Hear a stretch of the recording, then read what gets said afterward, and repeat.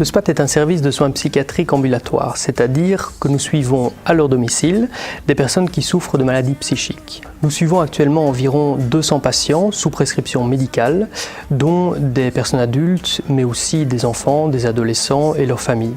Notre équipe se compose de 18 collaborateurs, dont des infirmiers spécialisés en psychiatrie, des éducateurs, une assistante sociale et également un médecin psychiatre.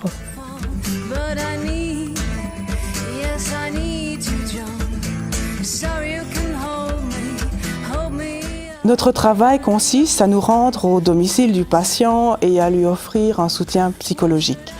Nous prenons évidemment en compte les ressources, l'entourage, la famille si elle le désire, les intervenants professionnels qui gravitent autour du patient. Nous travaillons donc en réseau. Notre activité se base principalement sur la compréhension de la pathologie psychiatrique, sur la gestion des symptômes et sur la prévention des rechutes afin d'éviter une hospitalisation ou en tout cas d'en diminuer la durée. Nous faisons ceci dans un contexte de déstigmatisation de la psychiatrie.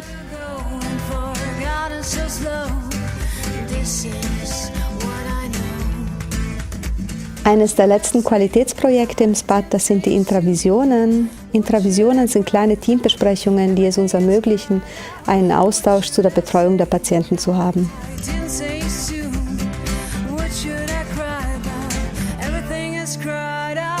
Qualität bedeutet für uns, dass wir den Patienten in den Mittelpunkt unserer Ideen stellen. Wir haben aktiv ins Qualitätsmanagement investiert, um den Mehrwert für die Patienten zu erhöhen und gleichzeitig die Transparenz und Effektivität der Organisation zu verbessern. Die Qualität zeigt sich bei uns durch gut betreute und zufriedene Patienten, beteiligte und zufriedene Mitarbeiter, wirksame Partnerschaften und die Nachhaltigkeit unserer Organisation. Wir konnten das schon 2011 durch den zweiten Preis beim PLQ einmal zeigen und jetzt ganz aktuell durch die Zertifizierung ISO 9000 und nach dem deutschen System für Rehabilitationseinrichtungen QReha+.